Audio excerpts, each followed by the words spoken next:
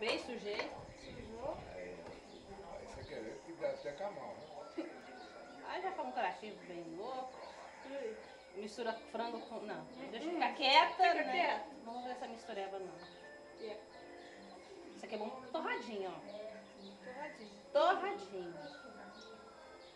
Porque assim, molho. Bem, né? Ó, põe esses trecos de tomate aqui que eu vou pôr no frango também. Treco de tomate? Esse trequinho desse cara ui, ui. Não é assim não, quase que eu corto mesmo. Cabeça, dedinho. Tá, Sussan, vamos. Yeah. Pode comer. Inclusive os cachorrinhos gostam. Ah, mas eu não vou cozinhar isso. Dá uma mordida. Tá vivo, por isso. É. Tá bom, então vai. Andarcinho, ô menina ruim, vai falar que não dá nada pra ela. Não, você não quer não. Aê, barbácia! Tá vivo, eu tô falando. Ganhada. Não bebeu nada. É verdade. Não bebeu nada ainda, vó. Cadê? É mesmo, cadê, Sussan? Cadê a cachaça? Vô, Alô, Lô? cadê a cachaça? Cadê a nossa? A do senhor, não? Cachaça. Ó, as duas. Não, uma só. É, não estamos sem não. Ah, eu vou pro que eu quero. Por favor, tá assim? Sou chique? Tá normal isso aí, filho. É só fazer assim, ó. Ah, Eu não dou conta, É, não. pensando que minha mão é o quê? Eu não dou conta. Eu também só vou abrir ela com abridor. Não dou conta de abrir na mão, não. Dois.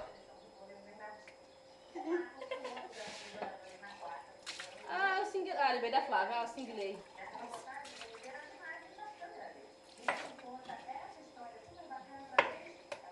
Galinha. Galinha.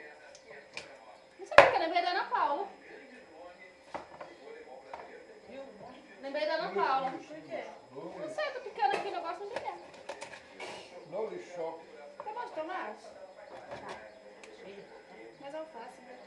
Bastante folha. Folhas. Lembrei da. Joga com e pica assim. Lembrei da. Qual que é o nome dela?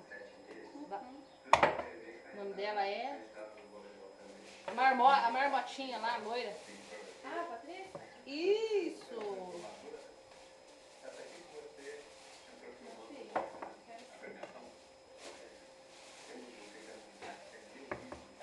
É, tipo assim. Ah, tá! Você vai misturar isso com isso. Dá licença, só um minutinho, por favor. Ai, Chico. Buquê de rosa. Não, de folhas. E aí, quer comer? Não. Agora não. Um mosquitinho. Cadê minha gestão? Eu juro pra você que eu não como alface.